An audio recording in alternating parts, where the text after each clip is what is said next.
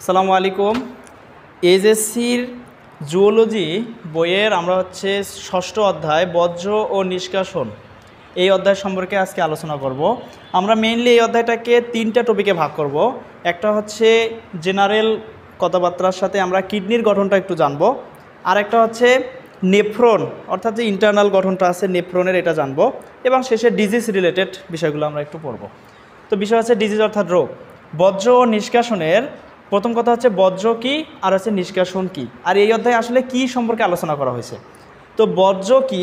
যে সকল পদার্থ আমাদের দরকার নাই, বাংলা ভাষায় হচ্ছে যে সকল পদার্থ আমাদের দরকার নাই, এগুলো হচ্ছে কি বর্জ্য। তো বর্জ্যর ইংরেজি হচ্ছে ওয়েস্ট, বর্জ্য পদার্থ ওয়েস্ট ম্যাটেরিয়াল। নিষ্কাশনের ইংরেজি আছে ইলিমিনেশন। আমরা একটু চিন্তা করি ওয়েস্ট কোনগুলা। ওয়েস্ট অনেক ধরনের ওয়েস্ট আছে। আমরা যদি এনভায়রনমেন্টাল ওয়েস্ট বলি মানে হচ্ছে পরিবেশের ওয়েস্ট, পরিবেশের বর্জ্য, যেমন কি জঙ্গল, এখানে হচ্ছে যে ময়লা পড়ে আছে, ওখানে একটা ময়লার স্তূপ, এগুলো সবগুলো হচ্ছে পরিবেশের বর্জ্য। তাহলে আমাদের শরীরেও কিছু বর্জ্য পদার্থ আছে। শরীরের বর্জ্য পদার্থ কি? শরীরের বর্জ্য পদার্থগুলো হতে পারে মূত্র, তারপর শরীরের বর্জ্য পদার্থগুলো হতে পারে কি ফেসেস অর্থাৎ মল অর্থাৎ পায়খানা যেটাকে আমরা বলি। তো এই ওয়েস্ট পদার্থটাকে আমরা জেনারেলি আগে একটু বুঝি। তাহলে এটা হতে পারে কি মূত্র, আবার হতে পারে কি পায়খানা বা মল, এরকম ওয়েস্ট পদার্থ হতে পারে। তো যে মূত্র, এই মূত্রটা কি পানি জাতীয় জিনিস, তো নাকি মূত্রটা কি পানি জাতীয় জিনিস। এই মূত্রটা হচ্ছে আমাদের একটা বর্জ্য। এখন ওটাকে আমরা কী করতে হবে? শরীর থেকে ইলিমিনেশন করতে হবে, মানে বের করে দিতে হবে। এখন আমার মনে করো যে পেটের মধ্যে আমার ইউরিনারি ব্লাডারে অনেকগুলো পরিমাণে মূত্র জমা হয়ে আছে, জমা হইতেই আছে, আমি যদি এখানে রাখি দিই তাহলে আমার সমস্যা হবে না? তো এখানে বিষয়টা বোঝো যে আমাদের ওটাকে কী করতে হবে? বর্জ্যটাকে ইলিমিনেশন করতে হবে, শরীর থেকে বের করে দিতে হবে। এটা আরও একটা ইংরেজি আছে যেটা আছে এক্সক্রিশন। কি? এক্সক্রিশন। আচ্ছা, জানার জন্য বলা যে এই যে পায়খানা বা মল আমাদের শরীর থেকে বের করে দেওয়ার প্রক্রিয়া আছে ডেফিকেশন। এই জিনিসটা একটু আমরা বুঝি। আসলে পায়খানার ইংরেজি কি? আমরা একটু চিন্তা করি আমাদের মুখের ইংরেজি কি? ফেস। ফেস মানে মুখ। তো পায়খানার ইংরেজি হচ্ছে মজার বিষয় ফেসেস মানে পায়খানা। ফেসেস মানে পায়খানা, ফেস মানে মুখ আর ফেসেস মানে পায়খানা। তো কথা হচ্ছে যে ডিলেট করে দেওয়া, শরীর থেকে পায়খানাকে ডিলেট করে দেওয়া, ওইখান থেকে আসছে ডেফিকেশন। তাহলে যদি আমরা ডেফিকেশন করি, ডেফিকেশন, এই ফেসেস কথাটাকে এখানে কিন্তু ফিকে উচ্চারণ হয়েছে। তাহলে ডেফিকেশন হয়েছে কি যে কি যেন বলে আমাদের বডি থেকে পায়খানাকে বের করে দেওয়ার প্রক্রিয়া আছে ডেফিকেশন, কিন্তু আমাদের বডি থেকে মূত্র বা পানি রিলেটেড জিনিসগুলোকে বের করে দেওয়া প্রক্রিয়ার নাম আছে ইলিমিনেশন বা এক্সক্রিয়েশন। এখন আমরা ইলিমিনেশন আর এক্সক্রিয়েশন এই দুইটা বিষয় সম্পর্কে একটু বোঝার চেষ্টা করি যে ইলিমিনেশন কি আর এক্সক্রিয়েশন কি। যদি সেটা পানি রিলেটেড যে কোনো কিছু হয়, যদি সেটা পানি রিলেটেড যে কোনো কিছু হয়, সেটা হতে পারে ঘাম, সেটা হতে পারে কি হতে পারে মূত্র, তাহলে ইলিমিনেশন কথাটা আমরা লিখব। আর যদি সেটা শুধুমাত্র মূত্র হয় তাহলে সেটা আমরা এক্সক্রিয়েশন কথাটা লিখব। যে শরীর থেকে বের হয়ে গেল মূত্র, এক্সক্রিয়েশন। শরীর থেকে বের হয়ে গেল পায়খানা, ডেফিকেশন। শরীর থেকে বের হয়ে গেল বর্জ্য পদার্থ অর্থাৎ পানি রিলেটেডও হইতে পারে। আবার আমাদের কার্বন ডাইঅক্সাইডের তো কোনো দরকার নেই, আমরা অক্সিজেন নেই, কার্বন ডাইঅক্সাইড বের করে দিই। কার্বন ডাইঅক্সাইডের কোনো দরকার আছে? দরকার নেই। তার মানে আমাদের এটারও দরকার নেই, তাহলে ওটা হবে কি ইলিমিনেশন। তাহলে আমরা আশা করে বুঝছি বর্জ্য কী ও নিষ্কাশন কী, বর্জ্যের মধ্যে ওয়েস্ট কী, ইলিমিনেশন কী, এক্সক্রিয়েশন কী, ডেফিকেশন কী। এখন আমাদের কথা হচ্ছে যে আমাদের শরীরে বর্জ্যগুলো আসলে আসে কোথা থেকে। তো আমি চিন্তা করি যে আমরা হচ্ছে কার্বোহাইড্রেট জাতীয় খাবার গ্রহণ করি, কার্বোহাইড্রেট জাতীয় খাবার, অর্থাৎ এটা ভেঙে কি হবে? গ্লুকোজ তৈরি হবে, গ্লুকোজ C6H12O6। এই গ্লুকোজ তৈরি হলো, এটা শেষে ভেঙে কার্বন ডাইঅক্সাইড তৈরি হয়, পানি তৈরি হয় এবং এটিপি তৈরি হয়। আমরা জানি যে এই গ্লুকোজকে ভাঙার মেন উদ্দেশ্য হচ্ছে এটিপি তৈরি হওয়া, আমাদের শরীরে শক্তি আনা। তো তার মধ্যে কিন্তু কার্বন ডাইঅক্সাইড আর পানি হুদায় উৎপন্ন হলো, তার মানে এটা হচ্ছে একটা বাই প্রোডাক্ট, মানে এটার কোনো দরকার নাই। এই যে ওয়েস্টের কথা বলছি যেগুলো শরীরে দরকার নাই, তার মানে কার্বন ডাইঅক্সাইড আর পানি হচ্ছে এক ধরনের ওয়েস্ট প্রোডাক্ট। ক্লিয়ার? তার মানে আমরা বুঝলাম কার্বোহাইড্রেট জাতীয় জিনিস, শর্করা জাতীয় জিনিস খাইলে আমাদের শরীরে কিছু ওয়েস্ট প্রোডাক্ট উৎপন্ন হয়। এরপর আমরা আসলাম কি লিপিড জাতীয় খাদ্য খেলে। এখানে এসিটাইল কোয়ে থেকে ওই একই জিনিস উৎপন্ন হয়, কার্বন ডাইঅক্সাইড পানি আর হচ্ছে এটিপি। তো এখানে একটা জিনিস দেখো, এখানেও কিন্তু আমাদের এটিপিটার দরকার, কিন্তু কার্বন ডাইঅক্সাইড আর পানি আছে, এখানকেও ওয়েস্ট প্রোডাক্ট। তাহলে এখানে একটা বিষয় বুঝলাম, আমরা কার্বোহাইড্রেট খাইলাম, লিপিড খাইলাম, এবার একটু প্রোটিন জাতীয় বা আমিষ জাতীয় মাছ মাংস কিছু খাই। এবার প্রোটিন জাতীয় খাদ্যতে এসে দেখি এটা খেলে প্রোটিনটা ভেঙে অ্যামিনো অ্যাসিড হয়, অ্যামিনো অ্যাসিড। অ্যামিনো অ্যাসিড থেকে আবার কি উৎপন্ন হয়? অ্যামোনিয়া উৎপন্ন হয়। এবং for your kind information, ammonia হচ্ছে মোস্ট একটা কি এমন এক ধরনের ওয়েস্ট প্রোডাক্ট, এমন এক ধরনের যেটা শরীরের মারাত্মক ক্ষতি করে। কথা ভালো করে বোঝো যে অ্যামোনিয়া শরীরের এমন মারাত্মক কী করে? ক্ষতি করে। তো বিষয় হচ্ছে কি যে আমরা হচ্ছে যে বললাম যে কার্বোহাইড্রেট ডাইজেশনের সময় কার্বন ডাইঅক্সাইড পানি উৎপন্ন হইলো, লিপিডের সময় কার্বন ডাইঅক্সাইড পানি উৎপন্ন হইলো, আর প্রোটিনের সময় অ্যামোনিয়া উৎপন্ন হইলো। এমন কথা হচ্ছে যে এই যে এইখানকার পানি, এইখানকার পানি আর এইখানকার হচ্ছে অ্যামোনিয়া, এগুলো কিন্তু আমরা বের করতে পারতেছি না। কীভাবে পারতেছি না? দেখো, আমরা কার্বন ডাইঅক্সাইড দুই জায়গায় কার্বন ডাইঅক্সাইড কিন্তু আমরা যখন হচ্ছে যে অক্সিজেন গ্রহণ করে কার্বন ডাইঅক্সাইড বের করে দেই। তো কোথা থেকে এই কার্বন ডাইঅক্সাইড আসলো? এই যে আমাদের কার্বন ডাইঅক্সাইড, এগুলো এটা মেনলি আমাদের প্রসেসটা একটু জানতে হবে। মেনলি প্রসেসটা হয় কি, আমি হচ্ছে কার্বন ডাইঅক্সাইড জাতীয় কিছু খাবার গ্রহণ করলাম, কার্বন ডাইঅক্সাইড বলতেছি, কার্বোহাইড্রেট জাতীয় কিছু খাবার গ্রহণ করলাম, করার পরে আমরা হচ্ছে ওটা কী হলো? ইনগেশন হলো। কোনো কিছু খাওয়াকে কি বলে? ইনগেশন। কোনো কিছু খাওয়া হচ্ছে ইনগেশন। ইনগেশন করার পর এটা এখন পেটে গিয়ে ওই খাবারটা ভাঙবে, যে জিনিসটার নাম আছে কি? ডাইজেশন। ডাইজেশন। ইনগেশন করলাম, খাবারটা গিয়ে এখন কি হলো? ডাইজেশন হলো। ডাইজেশন হওয়ার পর এই জিনিসটা কি হবে? আমাদের মেটাবলিজম। মেটাবলিজম। তারপর হবে অ্যাবজর্পশন। আমি র্যান্ডমলি বোঝাচ্ছি। অ্যাবজর্পশন, তারপর ওই যে এক্সক্রিশন বা ইলিমিনেশন, বা যদি পায়খানা হয় তাহলে তো ডেফিকেশন। এই কথাটা একটু বুঝি। প্রথমে আমি খাদ্যটা খাইলাম, যে কার্বোহাইড্রেট জাতীয় কিছু একটা খাইলাম, ওটা ডাইজেশন হইলো, মানে কার্বোহাইড্রেট ভেঙে গ্লুকোজে পরিণত হইলো। এবং ওই গ্লুকোজ এবার আমার প্রতিটা হচ্ছে যে টিস্যু বা কোষগুলো যে আছে, ওই যে গ্লুকোজটা আমি নিলাম, ওই গ্লুকোজ ওইখানে মেটাবলিজম প্রক্রিয়া কার্বন ডাইঅক্সাইড পানি আর এটিপি তৈরি করবে। তাহলে এখন আমাদের হলো মেটাবলিজম, কার্বন ডাইঅক্সাইড পানি আর এটিপি তৈরি হলো। এবার হচ্ছে কি? অ্যাবজর্পশন। ওই যে ওর হচ্ছে যে এটিপিটা শক্তি দিল, আর বাকি কি হলো? ওই কার্বন ডাইঅক্সাইড আর পানির তো দরকার নাই, তো পানিটা কি করলো? তখন অ্যাবজর্পশন করলো। কোথায় অ্যাবজর্পশন হইলো? আমাদের যে ওই যে ব্লাড ভেসেল আছে, রক্তনালী আছে, রক্তনালী তখন হচ্ছে যে ওই কার্বন ডাইঅক্সাইড পানির মধ্যে পানিটাকে অ্যাবজর্পশন করলো, শোষণ করলো, এবং কার্বন ডাইঅক্সাইডকেও শোষণ করলো। কথা বোঝা গেছে? কার্বন ডাইঅক্সাইডকেও শোষণ করলো, করার পর ও আসবে ফুসফুসে। ফুসফুসে এসে কি করবে? কার্বন ডাইঅক্সাইডগুলো ফুসফুসে এয়ারভেলাসে দিয়ে দেবে। দিয়ে ওখান থেকে যে আমরা এখন ওই যে নিঃশ্বাস নিলাম, কী যেন বলে, গ্রহণ করার সাথে সাথে, অক্সিজেন গ্রহণ করার সাথে সাথে ওটা হচ্ছে যে কী হলো? ওইখানে অ্যালভিলাসে গিয়ে ওটা কার্বন ডাইঅক্সাইডটাকে ছেড়ে দিয়ে অক্সিজেনটাকে ভিতরে নিয়ে নিল। তার মানে এতক্ষণ যে পানিগুলা রক্তে ছিল, সেগুলো কিন্তু ছিল কি? কার্বন ডাইঅক্সাইড যুক্ত। এখন যে পানিগুলো রক্তে আছে, এগুলো কিন্তু হলো কি? অক্সিজেন যুক্ত। তাহলে এই যে কার্বন ডাইঅক্সাইড আমরা কিন্তু নিঃশ্বাস ছাড়ার মাধ্যমে বের করে দিলাম। তাহলে একটা জিনিস আমরা কিন্তু শরীর থেকে ইলিমিনেশন করে ফেললাম, কি? Carbon dioxide. কীভাবে? শ্বাস প্রশ্বাসের মাধ্যমে। আর এখন ওই যে পানিটা থাকলো রক্তের মধ্যে, এখন ওই পানিটা এখন কীভাবে বের করবো? যে রক্তনালী এখানে কেটে দিয়ে পানিটা বের করে দিলাম, তখন তো রক্ত কণিকাগুলো বের হয়ে গেল, তখন তো মারা যাবো। তখন কি হবে? ওই যে রক্তটা কি হলো আমাদের শেষ পর্যন্ত কিভাবে হয়? কিডনিতে যাবে। কিডনিতে গিয়ে কি করবে?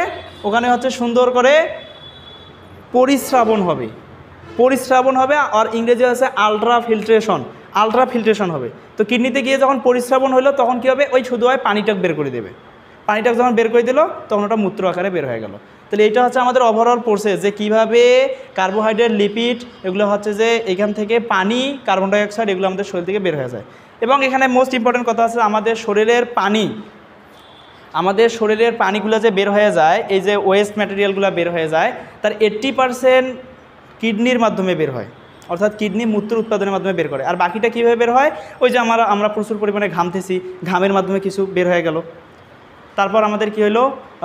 কি যেন বলে, ওই যে কার্বন ডাইঅক্সাইড আমরা হচ্ছে যে ত্যাগ করলাম, এটার মধ্যে বের হয়ে গেল, এলিমিনেশন হলো। এমন কথা আছে যে ভাইয়া আপনি তো গ্লুকোজ আর লিপিডের কথা ঠিকই বললেন, কিন্তু প্রোটিনের অ্যামোনিয়ার কথা তো বলেন নাই। এখন অ্যামোনিয়া কাজ কি করে? অ্যামোনিয়া আসলে কি করে, এটা নিয়ে আমাদের এই অধ্যায়ে আলোচনা। অ্যামোনিয়া তো বললাম যে খুব একটা ক্ষতিকর একটা পদার্থ। তো অ্যামোনিয়া যদি খুব ক্ষতিকর হয়, তাহলে অ্যামোনিয়া কী করবে?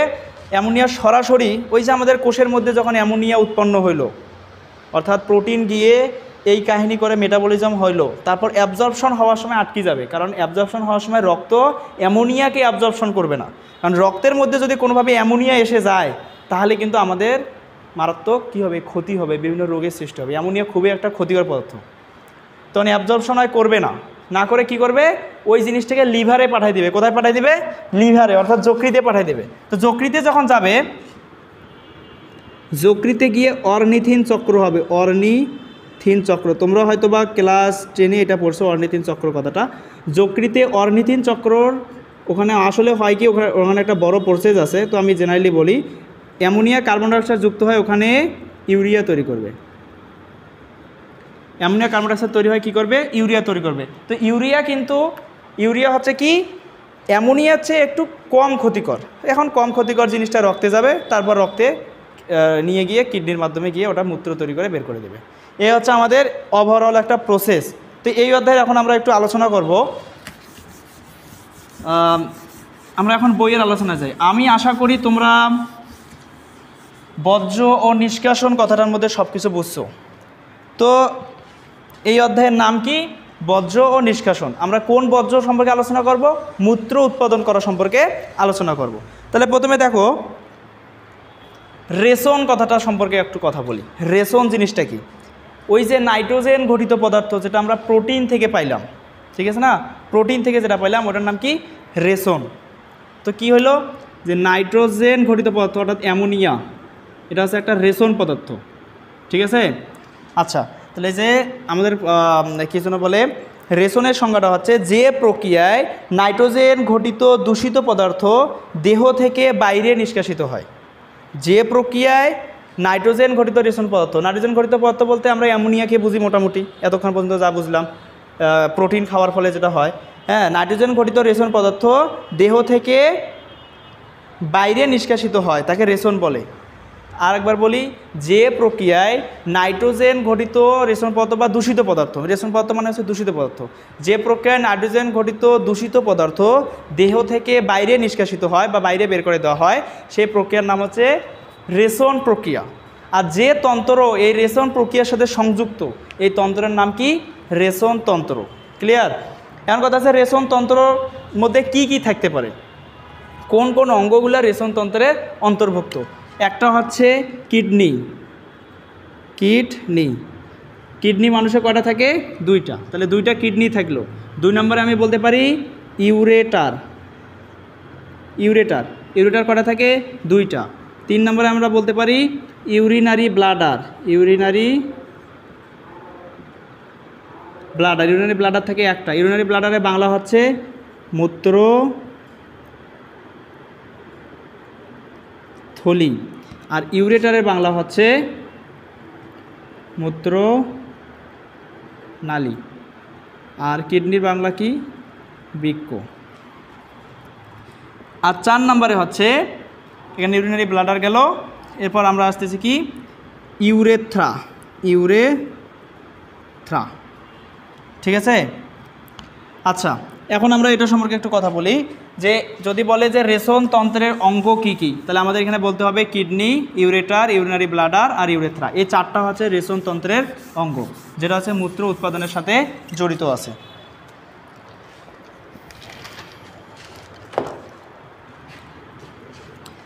এখন এই যে রেশন পদার্থ, মানুষের রেশন পদার্থ কি? মানুষের রেশন পদার্থ আমরা একটু আগে বলছি মূত্র মানুষের রেশন পদার্থ। এই মূত্রের মধ্যে আসলে কোন কোন পদার্থগুলো থাকে? তো বলা হয় যে রেশন পদার্থের উপর ভিত্তি করে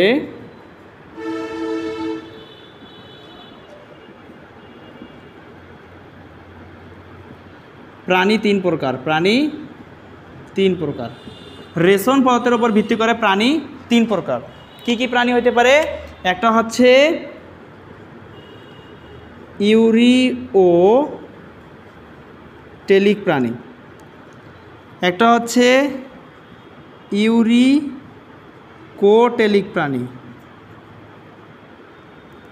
প্রাণী, আর একটা হচ্ছে ইউরিকোটেলিক। অর্থাৎ ইউরিওটেলিক হচ্ছে ইউরিয়া উৎপন্ন করে, ইউরিকোটেলিক হচ্ছে ইউরিক অ্যাসিড উৎপন্ন করে, ইউরিক অ্যাসিড। আর একটা আছে টেলিক প্রাণী। অ্যামনিওটেলিক কী করে? অ্যামোনিয়া উৎপন্ন করে। আচ্ছা, আমরা বিষয়টা বুঝি যে সকল প্রাণী ইউরিয়া অর্থাৎ এদের রেশন পদার্থ হচ্ছে ইউরিয়া, সে সকল প্রাণীকে বলা হয় ইউরিওটেলিক প্রাণী। যে সকল প্রাণীর রেশন পদার্থ আছে ইউরিক অ্যাসিড, এই সকল প্রাণীকে বলা হয় ইউরিকোটেলিক প্রাণী। আর যে সকল পদার্থের রেশন পদার্থ হচ্ছে অ্যামোনিয়া, সেই সকল প্রাণীকে বলা হয় অ্যামনিওটেলিক প্রাণী। এখন কথা হচ্ছে মানুষ কি? মানুষ তো হচ্ছে ইউরিয়া উৎপন্ন করে, ইউরিক অ্যাসিডও উৎপন্ন করে, অ্যামোনিয়া উৎপন্ন করে। কিভাবে আমরা বুঝলাম? ওই যে মানুষ হচ্ছে যে প্রোটিন খায়, আর আমরা দেখলাম প্রোটিন মেটাবলিজমের শেষে গিয়ে কি উৎপন্ন হয়? অ্যামোনিয়া উৎপন্ন হয়। আবার বলছি অ্যামোনিয়া যকৃত অর্নিথিন চক্রের মাধ্যমে ইউরিয়া উৎপন্ন করে, তার মানে মানুষের এখানে ইউরিয়া উৎপন্ন হয়। কথা কি ক্লিয়ার? এর কথা আছে ভাইয়া, তাহলে ইউরিক অ্যাসিড মানুষ কীভাবে উৎপন্ন করে? মোস্ট ইম্পর্টেন্ট কথা, মানুষের শরীরে নিউক্লিক অ্যাসিড থাকে। কি থাকে? Nucleic acid. নিউক্লিক অ্যাসিড কি? ডিএনএ আরএনএ এগুলো হচ্ছে কি নিউক্লিক অ্যাসিড। এছাড়াও আরও অনেক নিউক্লিক অ্যাসিড আছে। তো নিউক্লিক অ্যাসিড যা আছে, এই নিউক্লিক অ্যাসিডগুলো কী করে? এই নিউক্লিক অ্যাসিডগুলো যখন মেটাবলিজম হয় তখন এই ইউরিক অ্যাসিড উৎপন্ন করে। তাহলে আমরা একটু লিখি, ইউরিক অ্যাসিড কোথা থেকে আসে? নিউক্লিক অ্যাসিড থেকে। নিউক্লিক অ্যাসিড, শরীরের নিউক্লিক অ্যাসিডগুলো মেটাবলিজম হলে ইউরিক অ্যাসিড উৎপন্ন করে। তাহলে আমি বুঝলাম মানুষের মধ্যে ইউরিয়া, ইউরিক অ্যাসিড, অ্যামোনিয়া তিনটাই উৎপন্ন হয়। তাহলে মানুষকে তাহলে আমরা কি বলবো? এখন কথা হচ্ছে যে যত কিছু উৎপন্ন হোক, শেষে কিন্তু যখন প্রস্রাবের সাথে বের হয়ে যায়, মূত্রের সাথে বের হয়ে যায়, তখন কিন্তু সেটা ইউরিয়া হিসাবেই বের হয়ে যায়। ওই জন্য মানুষকে কিন্তু বলা হয় ইউরিওটেলিক প্রাণী। মানুষ হচ্ছে কি ইউরিওটেলিক প্রাণী। আচ্ছা, এবার হচ্ছে ইউরিক অ্যাসিড যারা কোন প্রাণীগুলোকে বলে? তাহলে আমরা বলবো ইউরিকোটেলিক প্রাণী। ইউরিকোটেলিক প্রাণী হচ্ছে কীটপতঙ্গ, কীটপতঙ্গ হচ্ছে ইউরিকোটেলিক প্রাণী। এরপর আর হচ্ছে আমাদের পাখি, পাখি হচ্ছে ইউরিকোটেলিক প্রাণী, অর্থাৎ ইউরিক অ্যাসিড উৎপন্ন করে। তাহলে মুরগি কি? মুরগিও হচ্ছে ইউরিকোটেলিক প্রাণী। এবার হচ্ছে অ্যামোনিয়া উৎপন্ন করে কারা? মানে অ্যামনিওটেলিক প্রাণী, সরাসরি অ্যামোনিয়া বের করে দেয়। কে কারা এই কাজটা করে? এটা হচ্ছে হাইড্রা, হাইড্রা আর হচ্ছে কি কেঁচো। এই দুটো মোস্ট ইম্পর্টেন্ট একটা জিনিস মুখস্থ রাখতে হবে, যে হাইড্রা আর কেঁচো, এটা তোমাদের দ্বিতীয় অধ্যায় আছে এবং প্রথম অধ্যায়। এটা আছে দ্বিতীয় অধ্যায় আলোচনা, এটা প্রথম অধ্যায় আলোচনা। যে অ্যামনিওটেলিক প্রাণী হচ্ছে যারা অ্যামোনিয়া উৎপন্ন করে, উদাহরণ হচ্ছে হাইড্রা আর কেঁচো। ইউরিকোটেলিক প্রাণী হচ্ছে যারা ইউরিক অ্যাসিড উৎপন্ন করে, উদাহরণ হচ্ছে কীটপতঙ্গ যেগুলো আছে, পাখি, মুরগি এগুলা। আর ইউরিওটেলিক হচ্ছে ইউরিয়া যারা উৎপন্ন করে, মানুষ হচ্ছে ইউরিয়া উৎপন্ন করে। কিন্তু পরীক্ষায় এখন তোমাদের আসলো যে মানুষের রেশন পদার্থ কি? মানুষের রেশন পদার্থ তোমাদের বইয়ে দেওয়া আছে, এটা যে মানুষের রেশন পদার্থ হচ্ছে ইউরিয়া, ইউরিক অ্যাসিড, অ্যামোনিয়া আর ইউরোক্রোম। ইউরোক্রোম মেনলি মূত্রের রং হলুদ, এর জন্য দায়ী হচ্ছে ইউরোক্রোম। আমরা এটা সম্পর্কে পরে আলোচনা করব। তো আমাদের মুখস্থ রাখতে হবে আপাতত যে মানুষের রেশন পদার্থ হচ্ছে ইউরিয়া, ইউরিক অ্যাসিড, অ্যামোনিয়া আর হচ্ছে ইউরোক্রোম। এই চারটা হচ্ছে মানুষের রেশন পদার্থ।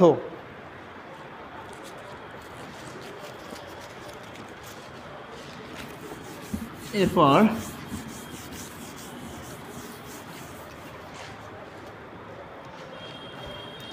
আমি একটু ইউরিক অ্যাসিড বিষয়টা সম্পর্কে আলোচনা করি। যে আমরা বললাম নিউক্লিক অ্যাসিড মেটাবলিজমে আমি বলছিলাম যে ইউরিক অ্যাসিড উৎপন্ন হয়। ইউরিক অ্যাসিড উৎপন্ন, আমি বললাম কি নিউক্লিক অ্যাসিড মেটাবলিজমে ইউরিক অ্যাসিড উৎপন্ন হয়, এবং এটা হচ্ছে যে মানুষেরও থাকে, এবং আরও হচ্ছে যে কী করলাম ইউরিক অ্যাসিডের ক্ষেত্রে আমি বলছিলাম মুরগির কথা বলছিলাম, কীটপতঙ্গ, ওখানে আবার সাপও আছে। এরা হচ্ছে সরাসরি নিউক্লিক অ্যাসিড থেকে ইউরিক অ্যাসিড উৎপন্ন করে, ওইটা বের করে দেয়। তো এই ইউরিক অ্যাসিড মানুষের ক্ষেত্রে যদি কোনোভাবে এক্সক্রিয়েশন না হয়, মানে মানুষের শরীর থেকে যদি কোনোভাবে ইউরিক অ্যাসিড বের হয়ে না যায়, তখন কি হয়? তখন গাউট নামে একটা রোগ হয়, GOUT। এটা কীভাবে হয়? যে আমার মনে করো যে ইউরিক অ্যাসিড শরীরে বৃদ্ধি পেয়ে গেছে, এই ইউরিক অ্যাসিড কী করবে? এই যে আমাদের জয়েন্ট, এই জয়েন্টগুলোতে এসে জমা হবে, পায়ে গোড়ালিতে, কী যেন বলে হাঁটুতে, এগুলোতে এসে জয়েন্টে ইউরিক অ্যাসিড এসে জমা হবে। ইউরিক অ্যাসিড একটা সাদা ক্রিস্টাল ফর্ম হিসেবে এখানে জমা হয়, হওয়ার কারণে ওইখানে ব্যথা করে। এটাকে আমাদের বলা হয় বাংলা হচ্ছে গাউটের সম্ভবত বাত ব্যথা। তো আমরা যেটা দেখি যে গ্রামে হোক বা যে শহরেরও আছে, বাজারগুলোতে দেখা যায় যে কী যেন বলে, হকারগুলো এসে জয়েন্টে জয়েন্টে ব্যথা, পয়েন্টে পয়েন্টে ব্যথা। তো জয়েন্টে জয়েন্টে ব্যথা, পয়েন্টে পয়েন্টে ব্যথা হয় কিসের জন্যে? ইউরিক অ্যাসিডের জন্যে। তাহলে মানুষের ইউরিক অ্যাসিড আসে কোথা থেকে? নিউক্লিক অ্যাসিড থেকে আসে। নিউক্লিক অ্যাসিড তাহলে কি আমাদের হচ্ছে যে মেনলি এটা একটা বিষয় হয় যে ডাক্তাররা পরামর্শ দেয় যে প্রোটিন জাতীয় খাবার কম খাওয়ার, মাছ মাংস ওই সময় কম খাবার লাগবে, যে সময় হচ্ছে যে কি বলে এই যে বাত ব্যথা হয় তখন বলে যে মাছ মাংস বা প্রোটিন জাতীয় খাবারগুলো কম খাইতে হবে। কিন্তু মেইনলি প্রোটিন জাতীয় খাবার না, এখানে আসলে নিউক্লিক অ্যাসিড থেকেই কিন্তু ইউরিক অ্যাসিডটা উৎপন্ন হয়। তো এটা সুবিধার জন্য ওইভাবে আর কি বলে। তো আমরা বুঝলাম গাউট কি, বাত ব্যথা কি, এই জিনিসটার সঙ্গে একটু ক্লিয়ার হইলাম। তো মানুষের প্রধান রেশন অঙ্গ কি? কিডনি। আমরা রেশনতন্ত্রের মধ্যে বলছিলাম মানুষের চারটা রেশনতন্ত্রের মধ্যে চারটা অঙ্গ আছে। এটা হচ্ছে কিডনি। কিডনি কয়টা? দুইটা। ইউরেটার কয়টা? দুইটা। তারপর হচ্ছে ইউরিনারি ব্লাডার, তারপর হচ্ছে ইউরেথ্রা। তার মধ্যে প্রধান রেশন অঙ্গ হচ্ছে কিডনি। আমরা এখন একটু কিডনি সম্পর্কে আলোচনা করব, অর্থাৎ এই চারটা সম্পর্কে আলোচনা করলে আজকে আমাদের টপিক শেষ। প্রথমে আমরা আসলাম কি? কিডনি বা বৃক্ক। কিডনি বা বৃক্ক দেখতে কিসের মতো?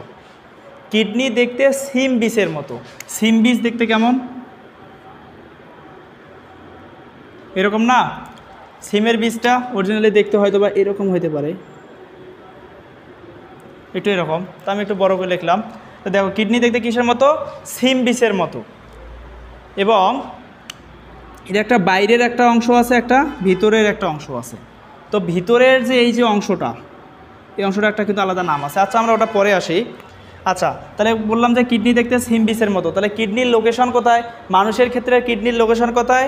আর হচ্ছে যে কোনো প্রাণীর ক্ষেত্রে কিডনির একটা লোকেশন আছে। লোকেশনটা হচ্ছে মানুষের ক্ষেত্রে বলি, এটা হচ্ছে মানুষের দুইটা সাইড, একটা রাইট সাইড, একটা লেফট সাইড।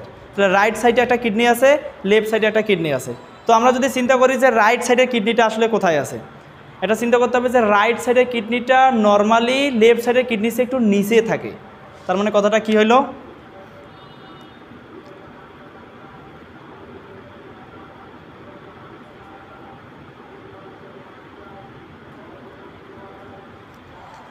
আমি এইভাবে দাঁড়াইলাম, মনে করো যে আমার এই দুইটা কিডনি, একটা হচ্ছে কি দেখো এটার সাথে এটা যদি আমি করি, এটা সে এটা একটু নিচে চলে গেছে। তার মানে রাইট সাইডের কিডনিটা লেফট সাইডের কিডনি সে একটু নিচে থাকে। এর কারণ কি? এর কারণ হচ্ছে যে আমাদের যকৃতের খণ্ড কয়টা? চারটা খণ্ড, একটা ডান, বাম, কোয়াড্রেট। তার মধ্যে যে যকৃতের ডান খণ্ডটা আছে, এই খণ্ডটা অনেক বড় হয়।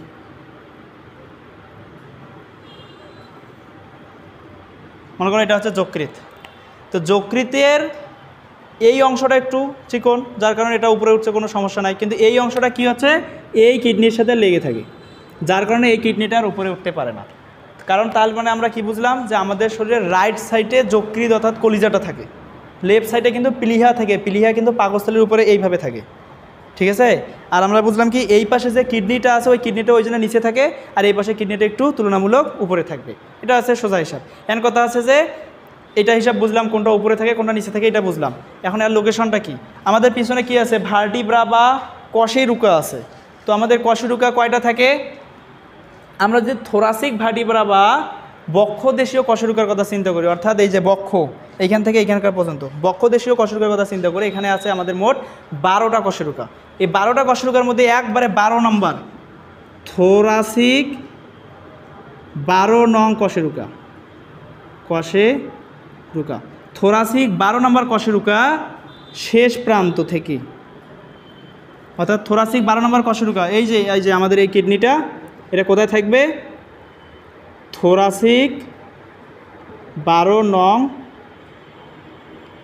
কশেরুকা, এখান থেকে শুরু। আর এইখানে এসে আসবে লাম্বার 3 নং কশেরুকা। তাহলে কিডনির উপরের প্রান্তটা থাকবে থোরাসিক 12 নং কশেরুকার, এবং কিডনির নিচের প্রান্তটা থাকবে লাম্বার 3 নং কশেরুকা। এটা হচ্ছে কথা। এখন লাম্বার কশেরুকা কি? থোরাসিক কশেরুকা, যেটা বললাম। থোরাসিক মানে হচ্ছে বক্ষ, এই যে বুকের সোজা এই পাশে গিয়ে যে কশেরুকাগুলো আছে, এখানে ভাগ আছে, এটা হচ্ছে থোরাসিক কশেরুকা।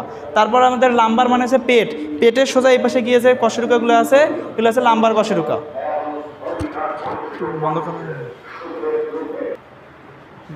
তো লাম্বার কশেরুকা কি বললাম যে আমাদের হচ্ছে যে পেটে সোজায় পিছন দিকে যে কশেরুকাগুলো আছে এগুলো আছে লাম্বার কশেরুকা। লাম্বার কশেরুকা থাকে হচ্ছে পাঁচটা লাম্বার কশেরুকার মধ্যে প্রথম দুইটা বাদ, এই 3 নাম্বার কশেরুকাতে এখানে, তাহলে আমরা হচ্ছে এখানে বলি থোরাসিক কশেরুকাগুলো পিছনে আছে। এরকম করে 12 নম্বর কশেরুকার এখানে এসে হয়েছে কিডনিটা শুরু, আর এখানে 1 2 3 4 5টা এই লাম্বার কশেরুকা, এই 5টা তার মধ্যে যেটা 3 নাম্বার কশেরুকা এইখানে এসে যুক্ত হয়েছে। কথা বোঝা গেছে? তাহলে আশা করি আমরা কিডনির লোকেশনটা বুঝছি। কিডনির শেপ হচ্ছে কি বিন শেপ, অর্থাৎ সিম বিচের মতো দেখতে। আমরা বললাম যে রাইট কিডনি লেফট কিডনি সে একটু নিচে থাকে, কারণ কি রাইট কিডনির উপরে কি থাকে, যকৃতটা থাকে। আচ্ছা, এরপর আমরা আসি হচ্ছে ইউরেটার, 2 নম্বর ইউরেটার। ইউরেটার সম্পর্কে একটু কথা বলি। ইউরেটার কি? আচ্ছা, আমরা একটু কিডনিটা একটু আর্ট করে এখানে ইউরেটারটা সুন্দর করে বোঝার চেষ্টা করি, যদি আমার আর্ট খুব খারাপ। আচ্ছা, এই যে কিডনি, এই জায়গা থেকে হচ্ছে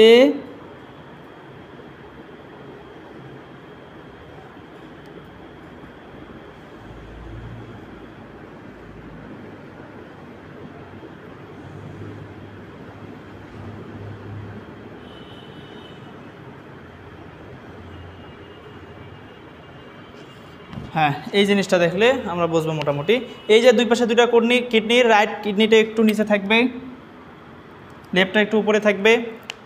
এই যে দুইটা কিডনির মধ্যে থেকে দুইটা হচ্ছে যে বের হয়ে আসছে, এই দুইটার নাম আছে ইউরেটার। দুইটা কিডনি থেকে দুইটা নালী বের হয়ে আসছে, মানে আমাদের কথা হচ্ছে কিডনি তো আমরা বললাম মূত্র উৎপন্ন হয়, কিডনিতে মূত্র উৎপন্ন হলে তো মূত্রগুলো তো নিচে আসতে হবে কোনো জায়গায়। তো এই যে ইউরেটার, এটার নাম হচ্ছে ইউরেটার। এই ইউরেটারের মাধ্যমে মূত্রগুলো এসে, এটার নাম আছে ইউরিনারি ব্লাডারে এসে কী হবে, মূত্রগুলো জমা হবে। তাহলে কিডনিতে মূত্র উৎপন্ন হয় ইউরেটার, দুই পাশে দুইটা ইউরেটারের মাধ্যমে এসে ইউরিনারি ব্লাডারে এসে মূত্রগুলো কি হয়, জমা হয়। আচ্ছা, তাহলে মূত্রগুলো ইউরিনারি ব্লাডারে জমা হলো। এখন কথা হচ্ছে আমরা ইউরেটার সম্পর্কে কিছু কথা বলি, যে পুরুষ দেহে ইউরেটার মোটামুটি 25 সেন্টিমিটার, 25 থেকে 30 সেন্টিমিটার আমরা নর্মালি বলতে পারি। তো গাজী আজমল স্যারের বইয়ে আছে 25 সেন্টিমিটার, তোমরা 25 সেন্টিমিটার মুখস্থ করবা। যদি আর কি এমসিকিউয়ে দেওয়া থাকে অপশনে 25 থেকে 30, 30 থেকে 35 এরকম যদি থাকে তাহলে 25 থেকে 30টা দেখাবো। আর যদি সরাসরি একবার এক্সাক্ট নাম্বার দেওয়া থাকে যে 25 সেন্টিমিটার নাকি 30 সেন্টিমিটার নাকি 35 সেন্টিমিটার, তাহলে 25 সেন্টিমিটার দাগিয়ে দেবো। ঠিক আছে? তো যেটা বুঝলাম যে ইউরেটার হচ্ছে যে 25 সেন্টিমিটার, এবং কাদের ক্ষেত্রে, পুরুষের ক্ষেত্রে ইউরেটার 25 সেন্টিমিটার। তাহলে মহিলাদের ক্ষেত্রে ইউরেটার কত? মহিলাদের ক্ষেত্রে ইউরেটার হচ্ছে সম্ভবত 3.5 থেকে 4 সেন্টিমিটার। এখন কথা হচ্ছে যে ভাইয়া পুরুষের ক্ষেত্রে ইউরেটার বড়, মহিলাদের ক্ষেত্রে ইউরেটার ছোট, এর মানে কি এই যে এটা কি উপরে চলে গেছে নাকি?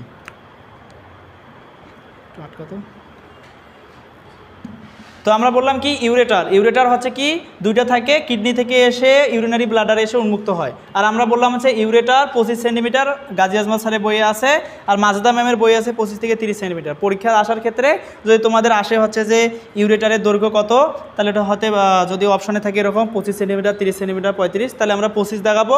আর যদি হচ্ছে যে এরকম এক্সাক্ট নাম্বার দেওয়া না থাকে, লেখা থেকে 25 থেকে 30, 30 থেকে 35 এভাবে থাকে, তাহলে আমরা 25 থেকে 30 দেখাবো। তাহলে আমাদের ইউরেটারের কাহিনী শেষ। এবার আসছে আমাদের ইউরিনারি ব্লাডার, অর্থাৎ মূত্রথলি, যেখানে এসে মূত্র এসে জমা হয়। মোস্ট ইম্পর্টেন্ট কথা, ইউরিনারি ব্লাডার সম্পর্কে একটা কথা আছে যে ডেট্রুস হওয়ার পেশির কথা আছে। 3 নম্বর ইউরিনারি ব্লাডার, মূত্রথলি। এই যে মূত্রথলি, এখানে আসলে কি হয়, ইউরিনারি ব্লাডারে এসে মূত্র এসে এখানে জমা হয়। মূত্র জমা হয়, কতগুলো মূত্র জমা হয়, সর্বশেষে 700 থেকে 750, 700 থেকে 750 মিলিলিটার পর্যন্ত মূত্র এখানে জমা হইতে পারে। আর কথা হচ্ছে যে তাহলে এতগুলো মূত্র জমা হয়, তাহলে হচ্ছে যে আমাদের কতগুলো মূত্র জমা হইলে আমাদের মূত্র ত্যাগের ইচ্ছা জাগে 280 থেকে 320 মিলিলিটার। তাহলে বোঝো, কিডনিতে মূত্র উৎপন্ন হয় ইউরেটার দিয়ে, ইউরিনারি ব্লাডারে অর্থাৎ মূত্রথলিতে আসলো। আসার ফলে যদি হচ্ছে 280 থেকে 320 মিলিলিটার পর্যন্ত মূত্র জমা হয়, হওয়ার পরে আমাদের হচ্ছে যে এখানে একটা ডেট্রুসর মাসেল থাকে। কি নাম? ডেট্রুসর। বানানটা বইয়ের সম্বন্ধে এইভাবে আছে, ডেট্রুসর, যে কোনো একটা হইতে পারে, ইংরেজি থেকে বাংলাতে করলে এরকম হয়। তো যাই হোক, ডেট্রুসল মাসেল থেকে, মাসেল মানে কি পেশি, একটা পেশি আছে যেটা নাম আছে ডেট্রুসল মাসেল।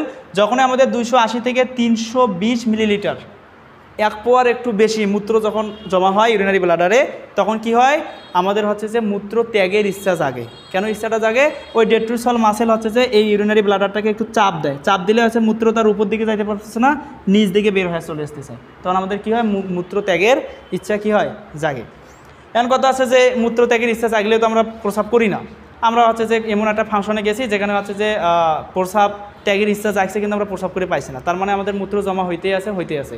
সর্বোচ্চ কত পর্যন্ত হবে? 700 থেকে 750 মিলিলিটার পর্যন্ত মূত্র জমা হবে। আচ্ছা, মূত্র জমা হলো 700 থেকে 750 মিলিলিটার। এখন আমি তাও প্রস্রাব করব না, এখন কি হবে? এখন কিন্তু ইউরিনারি ব্লাডার তার ক্ষমতার চেয়েও বেশি মূত্র জমা হয়ে গেছে, তার মানে এখন আর কি হবে? প্রসারণ হবে। তার মানে আমাদের তলপেট একটু বড় বড় মনে হবে, তলপেটটা একটু উঁচু উঁচু মনে হবে, যার কারণে কি খুব ব্যথা করবে। এমন কথা আছে এটার কারণে বিভিন্ন জটিল রোগ হয়, এটার কারণে আবার কিডনিতে স্টোনের একটা বিষয় থাকতে পারে। তো এখানে হচ্ছে কি হয়, এখন কথা আছে এই রোগটা কাদের হয় বেশি? মেয়েদের হয় বেশি। এর কারণ কি? চিন্তা করো যে ছেলেদের ক্ষেত্রে কিন্তু প্রস্রাবে চাপ দিলে যে কোনো জায়গায় ইউরিনেশন করে ফেলবে, মানে হিসু করে দিয়ে চলে আসলো, কিন্তু মেয়েদের ক্ষেত্রে কি এরকম প্রপার হাইজিন মেনটেনের কোনো জায়গা পাওয়া যায়? অ্যাভেলেবেল পাওয়া যায় না। আমরা ইউনিভার্সিটিতে একটা বিষয় খেয়াল করি যে আমরা ছেলেরা হচ্ছে একটু প্রস্রাবে চাপ দিল, স্যারকে বললাম স্যার ওয়াশরুমে যাব, বের হয়ে গেলাম। এখন পর্যন্ত আমি কোনোদিনও দেখলাম না কোনো একটা মেয়ে এসে বললো যে স্যার একটু ওয়াশরুমে যাব বা বাইরে যাব, এই কথাও বলে না। তার মানে কি? টানা 5টা ক্লাস করলাম, ও কি 5টা ক্লাস হচ্ছে যে কোনো প্রস্রাবের চাপ দেয় নাই? প্রস্রাবের চাপ দিছে, কিন্তু এদের কি ছোটোবেলা থেকেই চাপে রাখার একটা অভ্যাস আছে। প্রস্রাবটাকে কি করে? চেপে রাখার একটা অভ্যাস। এই প্রস্রাব চেপে রাখার অভ্যাসের কারণে মেয়েদের ক্ষেত্রে এই রিলেটেড যে রোগটা হয় এটা বেশি হয়। ঠিক আছে, মানে এটা urinary bladder infection. Urinary bladder infection, ওখানে প্রদাহ হয়, ব্যথা হয়, অর্থাৎ প্রস্রাবে জ্বালাপোড়া হয়। এই প্রস্রাবে জ্বালাপোড়া মহিলাদের ক্ষেত্রে বা মেয়েদের ক্ষেত্রে খুব একটা কমন ডিজিজ, কিন্তু ছেলেদের ক্ষেত্রে এটা খুব মানে হয় না, খুব রেয়ার কেস। এখন কথা আছে যে ছেলেদের ক্ষেত্রে যদি কখনো প্রস্রাবে জ্বালাপোড়াটা হয় তখন কিন্তু মানে সব বেশি পরিমাণে পেইন হয় ছেলেদের ক্ষেত্রে। মেয়েদের ক্ষেত্রে কিন্তু পেইন অত বেশি হয় না, কারণ মেয়েদের ক্ষেত্রে কি হয় যে প্রস্রাব করার জন্য অনেকগুলো প্রস্রাব যেমন জমা হয়, অনেকগুলো প্রস্রাব একসাথে বেরো হয়, কিন্তু ছেলেদের ক্ষেত্রে অনেকগুলো প্রস্রাব একসাথে কি হয় না? বের হয় না। এরপর আমরা হচ্ছে ইউরিনারি ব্লাডারের কাহিনীটা বললাম, তাহলে আমাদের একটা বিষয় মনে রাখতে হবে, মেয়েদের ক্ষেত্রে হোক বা ছেলেদের ক্ষেত্রে হোক, প্রস্রাব যখন ওই যে 280 থেকে 320 ml পর্যন্ত জমা হবে, যখন আমাদের চাপ আসবে আমাদের উচিত সাথে সাথে ইউরিনেশন করা, মূত্রগুলা বের করে দেওয়া। আচ্ছা, এরপর আসি হচ্ছে ইউরেথ্রা। ইউরেথ্রা, মূত্রথলির পর আছে ইউরেথ্রা। এই যে অংশটা, এটার নাম কি? ইউরেথ্রা। ইউরেথ্রা, ইউরেথ্রা, এখানে বোঝো ইউরেথ্রা। থ্রা কথাটা আসছে থ্রো থেকে, THROUGH, থ্রো শব্দটা থেকে থ্রা কথাটা আসছে। ইউরেথ্রা, ইউরিন মানে কি? মূত্র। ইউরিন মানে কি? মূত্র। ইউরিনকে থ্রো করছে মানে বের করে, থ্রো মানে কি? নিক্ষেপ করে না, বের করে ফেলে দিছে, এরকম হচ্ছে কি, এই জন্য এটার নাম আছে ইউরেথ্রা। তাহলে হলো কি, তার মানে কোনটা? এই যে নালীটা আছে এই নালীটার নাম আছে কি? ইউরেথ্রা। অ্যান্ড ইউরেথ্রা পুরুষ আর মহিলাদের ক্ষেত্রে কি হয়? ভেরি করে। ভেরি করে বলতে কি, পুরুষের ক্ষেত্রে একটু বড়, মহিলাদের ক্ষেত্রে একটু কি ছোট। পুরুষের ক্ষেত্রে হচ্ছে 18 থেকে 19 সেন্টিমিটার, মেলের ক্ষেত্রে 18 থেকে 19 সেন্টিমিটার, আর ফিমেলের ক্ষেত্রে 3.5 থেকে 4 সেন্টিমিটার। এখন ভাইয়া এই জিনিসটা এরকম কেন যে পুরুষের ক্ষেত্রে ইউরেথ্রা বড়, ফিমেলের ক্ষেত্রে বা মহিলাদের ক্ষেত্রে, মেয়েদের ক্ষেত্রে ইউরেথ্রা ছোট কেন? এখন কথা আছে যে পুরুষের ক্ষেত্রে ইউরেথ্রা এখান থেকে আসলো, এখানে সরাসরি কিন্তু বের হয়ে যাওয়ার কোনো সুযোগ নাই। পুরুষের ক্ষেত্রে কি থেকে? পেনিস থাকে না, পেনিসের মাধ্যমে এই ইউরেথ্রা ভিতর দিয়ে এসে এখানে কি করে? ইউরিনেশন করে, মূত্র বের করে দেয়। কথা বোঝো ভালো করে, যে পুরুষের ক্ষেত্রে একটা পেনিস থাকে, পেনিসের মাধ্যমে মূত্র বের করে দেয়, ঠিক আছে, কিন্তু মহিলাদের ক্ষেত্রে এই পেনিসটা কি থাকে? মহিলাদের ক্ষেত্রে বা মেয়েদের ক্ষেত্রে এই পেনিসটা থাকে না, যার কারণে তাদের ইউরেথ্রা পরিমাণটা ছোট, আর পুরুষের ক্ষেত্রে ইউরেথ্রা পরিমাণটা বড়। এটা একটা বিষয়। আর একটা বিষয় যে আমরা তখন বলছিলাম যে ইউরিনারি ব্লাডার ইনফেকশনের একটা কথা বলছিলাম, যেটা হচ্ছে মেয়েদের ক্ষেত্রে বেশি হয়। এটা হওয়ার আরও একটা কারণ আছে যে ব্যাকটেরিয়া এই 3.5 সেন্টিমিটার থেকে 4 সেন্টিমিটার আর 18 থেকে 19 সেন্টিমিটার কোন পথটা ছোটো ব্যাকটেরিয়ার জন্য? অবশ্যই মেয়েদের জন্য। এই যে অল্প একটু যদি কোনোভাবে এখানে একটা ব্যাকটেরিয়া আসতে পারে, এখানে ভিতরে ঢুকে গেলেই কী হবে, এখানে ব্যাকটেরিয়াল ইনফেকশনগুলো তৈরি হবে। এখানে ব্যাকটেরিয়াল ইনফেকশনগুলো যখনই তৈরি হবে তখনই ওখানে প্রদাহ হবে, ব্যথা হবে। কিন্তু ছেলেদের ক্ষেত্রে কিন্তু কি, যেহেতু হচ্ছে 18 থেকে 19 সেন্টিমিটার অনেক বড়, এই দূর থেকে আসতে হবে, তাহলে অত দূর আস্তে আস্তে কিন্তু আমরা আরেকবার প্রস্রাব করবো, ব্যাকটেরিয়া বের হয়ে পড়ে যাবে। কথা কি ক্লিয়ার? কিন্তু মেয়েদের ক্ষেত্রে কী হলো, ওই দ্রুত 3.5 থেকে 4 সেন্টিমিটার মধ্যে ওটা ভেতরে ঢুকে যাবে দ্রুত, যার কারণে ওখানে ব্যাকটেরিয়া ইনফেকশন মেয়েদের হওয়ার খুব চান্স। এখন আবার একটা বিষয় আছে যে মেয়েদের এই যে আমাদের ইউরেথ্রা আর হচ্ছে যে মেয়েদের যে অ্যানাস অর্থাৎ পায়খানা করার রাস্তা, এটার দূরত্ব আবার অনেক কম, যার কারণে ওই রাস্তা থেকে সুন্দর করে ব্যাকটেরিয়া এখানে আসতে পারে। কিন্তু ছেলেদের ক্ষেত্রে কিন্তু দূরত্ব অনেক বেশি, ওই জন্য ব্যাকটেরিয়া আসার চান্সও অনেক কম। ওই জন্য আমরা বললাম যে ছেলেদের ক্ষেত্রে ইউরিনারি ব্লাডার ইনফেকশনগুলো অনেক কম হয়, মেয়েদের ক্ষেত্রে ইউরিনারি ব্লাডার ইনফেকশনগুলো বেশি হয়। ছেলেদের ক্ষেত্রে প্রস্রাবের জ্বালাপোড়াগুলো কী হয়, কম হয়, মেয়েদের ক্ষেত্রে প্রস্রাবের জ্বালাপোড়াটা কী হয়, বেশি হয়। তাহলে এই হচ্ছে আমাদের ওভারঅল ইউরেথ্রা সম্পর্কে আলোচনা। এখন এখানে একটা কথা যে আমরা যে বললাম ছেলেদের ক্ষেত্রে 18 থেকে 19 সেন্টিমিটার ইউরেথ্রা, এই যে পেনিস, এখানে আমরা যারা পেনিসটা দিলাম যে এই যে পেনিস, এই পেনিসের মধ্য দিয়ে কী আছে, ইউরেথ্রা আছে।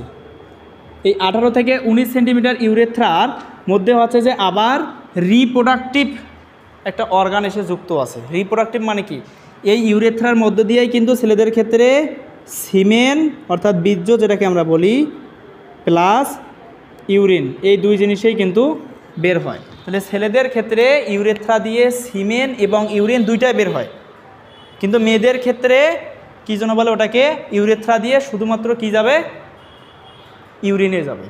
Clear?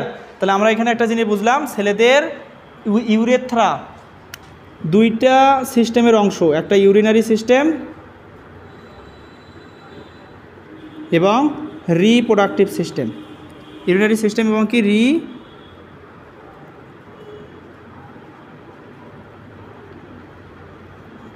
both urinary system and reproductive system urethra ছেলেদের ক্ষেত্রে, কারণ এটা সিমেন এবং কি ইউরিন কি করে, প্রডিউস করে।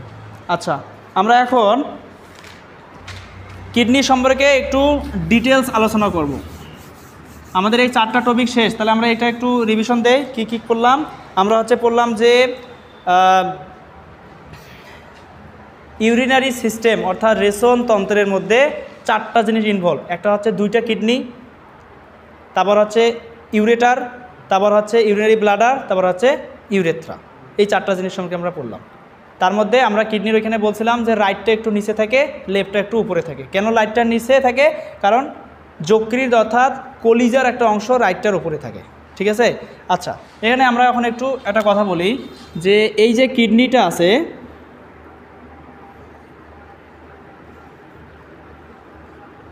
এই যে কিডনি,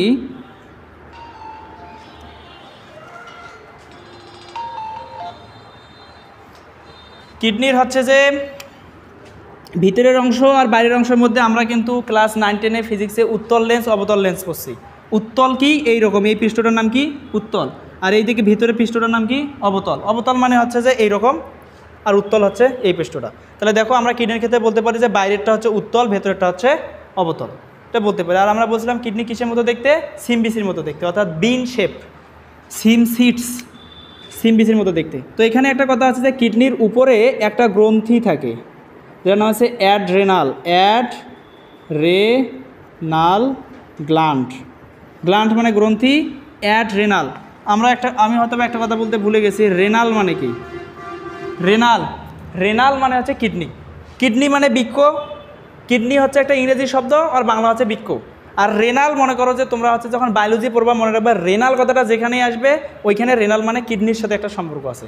তাহলে বলছে রেনাল মানে যদি আমাদের এখানে কি হয়, বৃক্ক হয়, তাহলে অ্যাডরেনাল, অ্যাড মানে কি যুক্ত করা, যুক্ত হয়ে আছে কার সাথে, এই যে আমাদের কিডনি, এই কিডনির সাথে এখানে একটা গ্ল্যান্ড যুক্ত হয়ে আছে, উপরে অ্যাড হয়ে আছে। তাহলে এটার নাম কি অ্যাডরেনাল গ্ল্যান্ড। আলাদাভাবে নাম মুখস্থ করার কোনো দরকার নেই, কি রেনালের সাথে যুক্ত আছে ওই জন্য হচ্ছে অ্যাডরেনাল গ্ল্যান্ড।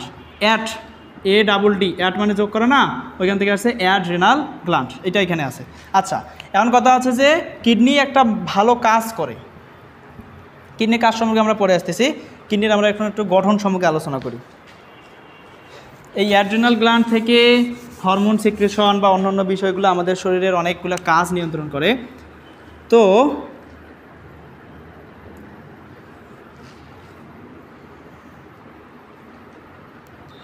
কিডনি, একটা কিডনি অ্যাড করলাম।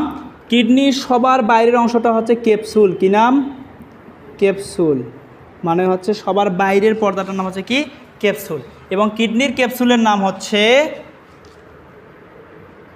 Renal capsule. যদি বলা হয় কিডনির কভারিংয়ের নাম কি, বা কিডনি কি দিয়া কভার থাকে, তাহলে ওটার নাম হচ্ছে কি? Renal capsule. এটা অনেকে ভুল করে বলে বোম্যান্স ক্যাপসুল। বোম্যান্স ক্যাপসুল আলাদা জিনিস, ওটা ভিতরের বিষয়, ওটার সঙ্গে আমরা নেক্সট ক্লাসে আলোচনা করব। এটা হচ্ছে কি? Renal capsule. ক্লিয়ার? রেনাল মানে কি? কিডনি। আর ক্যাপসুল মানে কি? যেটা আবরণ। ক্যাপসুল মানে আমরা যেহেতু বললাম আবরণ, কারণ দেখো যে আমরা কিন্তু ছোটো ট্যাবলেট খাই, এটার নাম কিন্তু ট্যাবলেট। কিন্তু যখনই ক্যাপসুল বলি, ওর ভিতরে গুড়ি গুড়ি ট্যাবলেট আছে, ওর উপর একটা কী আছে? আবরণ দেওয়া আছে, ওই জন্য ওটার নাম কিন্তু ক্যাপসুল। তাহলে ক্যাপসুল মানে কি? আবরণ। তাহলে এটার নাম কি? Renal capsule. এরপর আমরা কিডনির এই ভিতরের অংশটাকে আমরা মেইনলি ভাগ করব দুই ভাগে, কিন্তু হচ্ছে যে গাজী আজমল স্যারের বইয়ে 3 ভাগে ভাগ করা আছে। তো কি কি ভাগে ভাগ করব? একটা হচ্ছে কর্টেক্স, এটা আছে মেডুলা।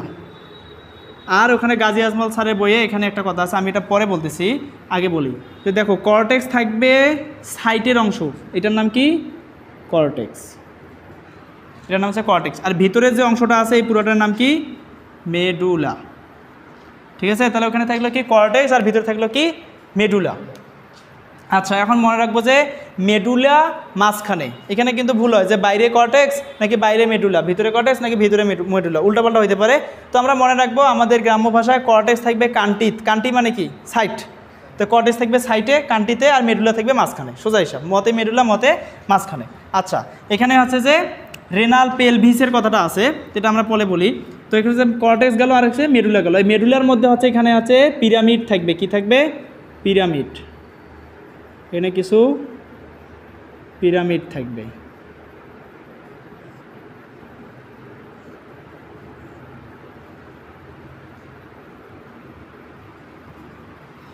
তাহলে কি হলো? কিডনির ক্যাপসুল সম্পর্কে বললাম, কর্টেক্স, সাইডের অংশটার নাম কর্টেক্স, তারপরের অংশটার নাম হচ্ছে মেডুলা। মেডুলা কিন্তু এই যে পিরামিড যুক্ত আছে যতগুলো, সবগুলো হচ্ছে মেডুলা। তাহলে এগুলার নাম কি? এটার নাম আবার কিন্তু মেডুলা না। এই যে অংশটা, এই অংশটা, ভিতরের অংশটা, পুরোটার নাম কিন্তু মেডুলা। ক্লিয়ার হইতে হবে। আর এগুলোর নাম হচ্ছে কি? পিরামিড। পিরামিড, এগুলোর নাম কি? পিরামিড। আচ্ছা, আর এখানে হচ্ছে যে গাজী আজমল স্যারের বইয়ে যেটা আছে সেটা হচ্ছে পেলভিস, রেনাল পেলভিস, যেটা বললাম পেলভিস। পেলভিস মানে হচ্ছে একটা ফাঁকা গহ্বর। পেলভিস কি? একটা ফাঁকা গহ্বর। কিভাবে? এই যে এই দিক দিয়ে এসে এখানে একটা ফাঁকা গহ্বর তৈরি হয়েছে। আমরা কিন্তু বলছিলাম এখান থেকে ইউরেটার বের হয়। দুইটা কিডনি থেকে আমাদের দুইটা নালী বের হয়েছিল, গিয়ে ইউরিনারি ব্লাডারে যুক্ত হয়েছিল, ওটার নাম কি? ইউরেটার ছিল। তো এই যে ইউরেটার, তো এইখান থেকে এখানে আসলো, এই জায়গাটার নাম তো ইউরেটারে, কোনো সমস্যা নাই, এটার নাম ইউরেটার। কিন্তু এটা যখন কিডনির ভিতর পর্যন্ত যে জায়গাটা আছে, এর নাম আছে পেলভিস। পেলভিসের কালার হচ্ছে সাদা, হোয়াইট। পেলভিস হচ্ছে কী কালার? হোয়াইট কালার বা সাদা কালার। এই জায়গাটার নাম কি? পেলভিস। এই পেলভিসে যখন কিডনি থেকে বের হয়ে গেছে তখন ওটার নাম হয়ে গেছে কি? ইউরেটার। তাহলে আমরা এই বিষয় কয়েকটা সম্পর্কে জানলাম। এখন কথা হচ্ছে কি? রেনাল পিরামিড বললাম, এই যে পিরামিড, রেনাল পিরামিড। এরপর আসতেছে হচ্ছে রেনাল কলাম।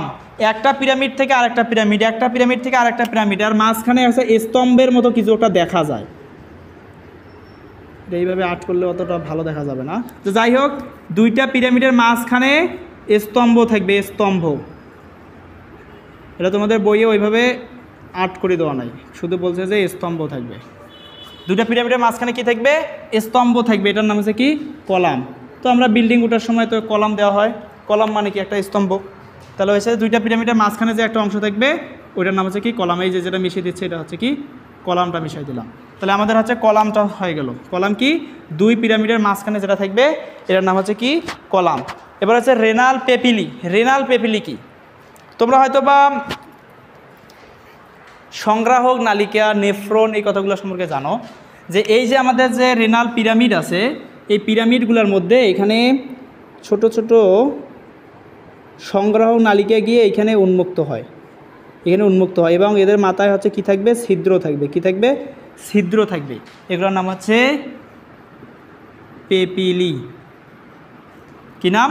রেনাল পেপিলি। দেখো আমাদের কথাগুলো, আমি এখানে শুধু পিরামিড লিখছি, কিন্তু এটার নাম কি? Renal pyramid. এটার নাম কি? কলাম। এটার নাম কি? Renal column. এটার নাম কি? Medulla, renal medulla. Capsule, renal capsule. Cortex, renal cortex. তাহলে পেপিলি, রেনাল পেপিলি, মানে শুধু সামনে রেনালটা যুক্ত করব। কেন সামনে শুধু রেনালটা যুক্ত করব? এর কারণ হচ্ছে যে আমরা জানি রেনাল মানে কিডনি, আর যদি রেনাল যুক্ত করি তার মানে এটা রেনালের জিনিস। কথা বুঝে গেছে? তাহলে এটা একটা সোজা জিনিস। যেখানে থাকলো কি? পেপিলি। পেপিলিগুলো কী হবে? ছিদ্রযুক্ত হবে। এবার আস্তে আস্তে হচ্ছে কেলিক্স সম্পর্কে। আমাদের এখানে কেলিক্সের কথা আছে। কেলিক্স, এটা আছে মেজর কেলিক্স, এটা আছে মাইনর কেলিক্স। এর কথা আছে কীরকম? যে এই যে আমাদের পিরামিডটা আছে, এই পিরামিডের এইখান থেকে কিন্তু এখানে নেফ্রন আছে, এটা আমরা পরে আলোচনা করবো। এখান থেকে মূত্র উৎপন্ন হইলো, এই যে ছোট ছোট ফুটা আছে যেটা আমরা বলছিলাম পেপিলি, এই ফুটা দিয়ে মূত্রগুলা বের হইলো। এখান থেকে একটা বের হইলো,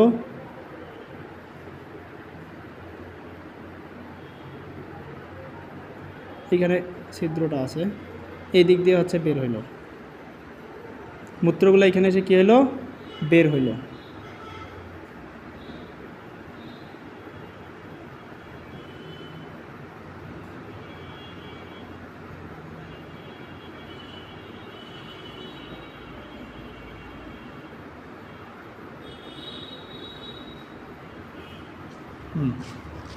তো আমরা কি করলাম, যে এই যে আমাদের পিরামিডটা আছে, এখান থেকে মূত্র এখানে বের হয়ে আসলো, মূত্র বের হয়ে এসে আর একটা পিরামিডে যুক্ত হইলো, এই পিরামিড থেকে মূত্রগুলা বের হইলো, হয় এখানে আর একটা পিরামিড যুক্ত হইলো, এরা আবার দুইজন মিলে এখানে এসে একটা বড় ফাঁকা জায়গায় উন্মুক্ত হলো। এখানে ভালো করে বোঝো, একটা পিরামিড থেকে মূত্র বের হয়েছে। আমি এই জায়গাটা ভালো করে আট করে জিনিসটা বোঝাই, যে এটা একটা মনে করো পিরামিড, এখানে আর একটা পিরামিড, এখানে মনে করো আর একটা পিরামিড, তিনটা পিরামিড থেকেই একটু একটু করে মূত্র বের হলো। কি দিয়ে? পেপিলি দিয়ে। এখানে ছোটো ছোটো ছিদ্র আছে, আচ্ছা ছিদ্রগুলো না দেখায়, তাহলে পেপিলি দিয়ে বের হলো। হ্যাঁ, এখানে একটা নল আকৃতি হলো, এখানে এসে যুক্ত হলো, এখানে একটা এসে এখানে এসে যুক্ত হলো। হ্যাঁ, এটা তিনজনে মিলে একটা তৈরি করলো। এরকম আরও দুইটা মিলে এখানে এসে আবার একটা যুক্ত করলো, করে এই যে জিনিস, এটা হচ্ছে আমাদের পেলভিস। এই ঘটনাটা হচ্ছে এইখানে ঘটছে, যে এরা হচ্ছে যে এ একাই বের করে নিয়ে আসলো, বের করে নিয়ে এসে এর সাথে মনে করো যুক্ত হইলো, হয়ে এইখানে উন্মুক্ত হইলো। এ একাই বের করে নিয়ে আসলো, বের হয়ে মনে করো এখানে আরেকটা আছে, এর সাথে এসে যুক্ত হয়ে এখানে উন্মুক্ত হইলো। এ একাই বের করে, এগুলো একটু ভালো করে আটটা হয় নাই।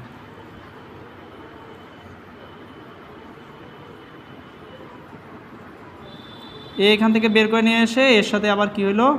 যুক্ত হইলো, হয়ে এখানে উন্মুক্ত করে দিল। তাহলে এখানে আমরা কি বললাম, যখন পিরামিডের থেকে সোজায় যে সামনের অংশটা, এটার নাম হচ্ছে মাইনর। মাইনর মানে কি? ছোট। মাইনর ক্যালিক্স, বাংলা ইংরেজি একখানে করে লিখলাম, মাইনর ক্যালিক্স। এটা একটা মাইনর ক্যালিক্স, এটা একটা মাইনর ক্যালিক্স, এটা একটা মাইনর ক্যালিক্স। মানে এখানে প্রতিটায় যেখান থেকে মূত্র সিঙ্গেলভাবে বেরোচ্ছে এটা হচ্ছে মাইনর ক্যালিক্স। তারপর দুইটা যখন একখানে হয়ে একটা বড় ফাঁকা জায়গা হয়, সেটা হচ্ছে মেজর ক্যালিক্স। মেজর ক্যালিক্স, ঠিক আছে। এরপর তো বড় জায়গা হলো, এটার নাম হচ্ছে কি? পেলভিস। এটার নাম কি? পেলভিস বা পেলভিক গহ্বর। তাহলে আমাদের এখানে আমাদের জিনিসটা বুঝতে হবে যে একটা কিডনির আমরা এখানে কি কি বললাম, কর্টেক্স পড়ছি, ক্যাপসুল পড়ছি, মেডুলা পড়ছি, পিরামিড মানে প্রতি জায়গায় একটা আছে পিরামিড, তারপর কলাম পড়ছি, যে পিরামিডগুলো মাঝখানে স্তম্ভগুলো আছে কলাম, তারপর আছে পেপিলি পড়ছি। পেপিলি কি? ওই পিরামিডগুলোর ওইখানে পেপিলি থেকে, পেপিলির কয়টা থাকে? রেনাল পিরামিড থেকে 8 থেকে 18টা। এই যে রেনাল পিরামিড কয়টা থাকবে? 8 থেকে 18টা থাকবে রেনাল পিরামিড। জিনিসটা একটু লিখে দেই।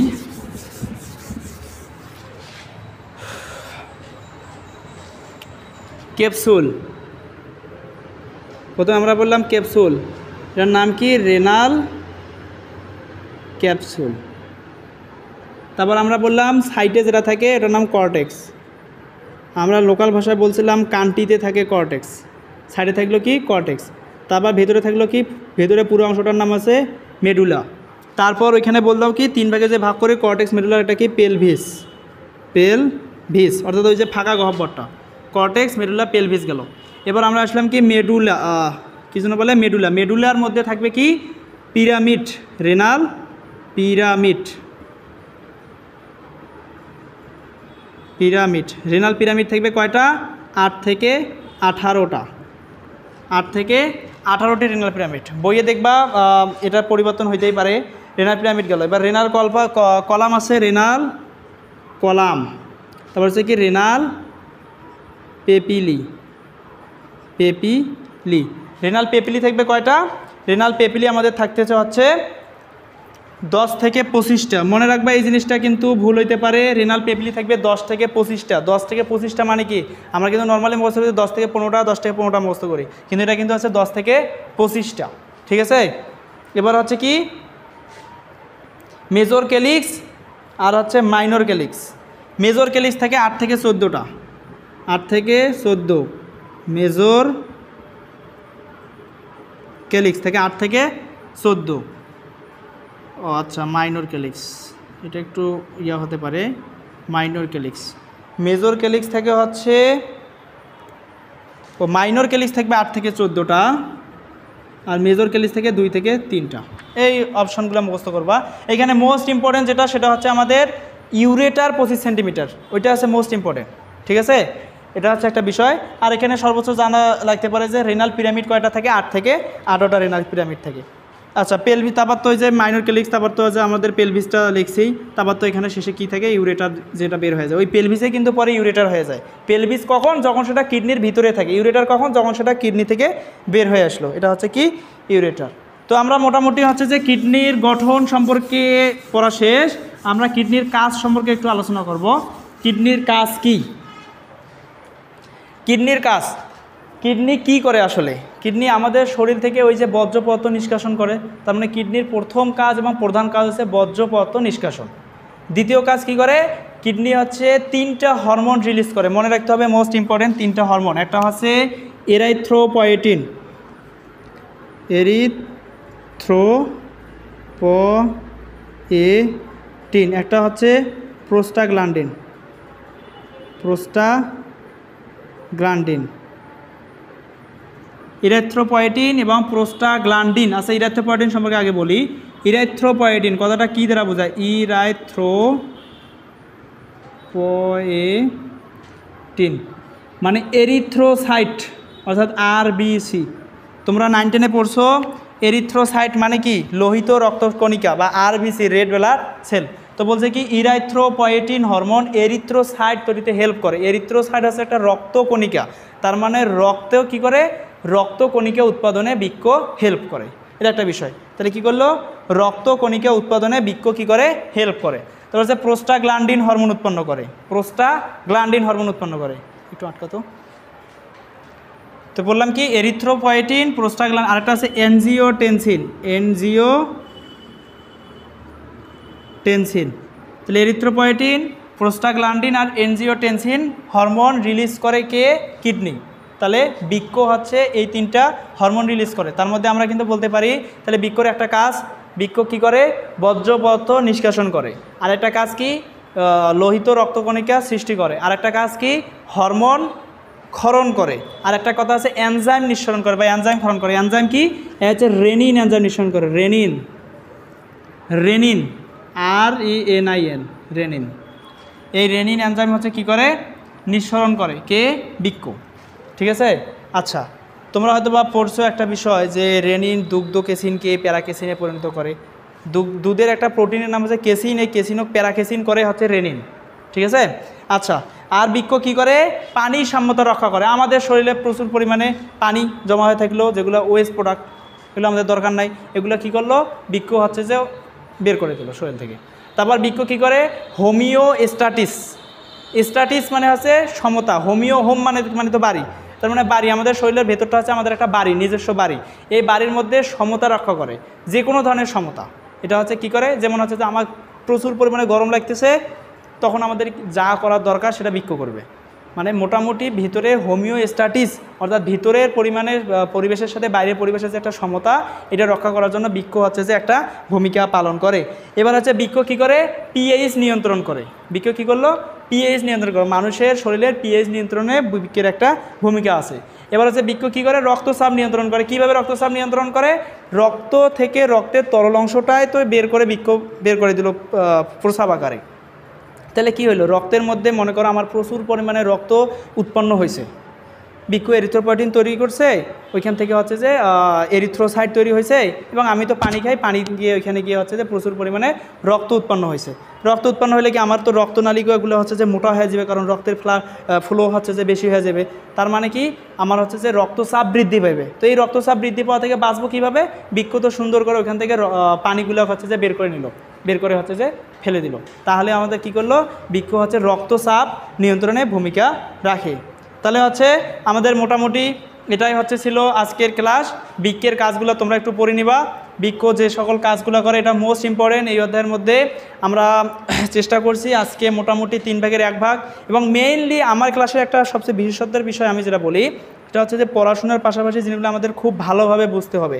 এবং এটা হচ্ছে আজকে ক্যামেরার সামনে আজকে আমার আর কি প্রথম ক্লাস, ওই জন্যে আমি একটু নার্ভাস ফিল করছি, একটু সমস্যা হইতেই পারে, তোমরা বিষয়টাকে সেইভাবে নিও।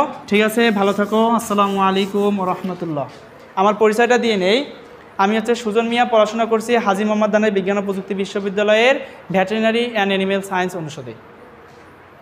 ঠিক আছে।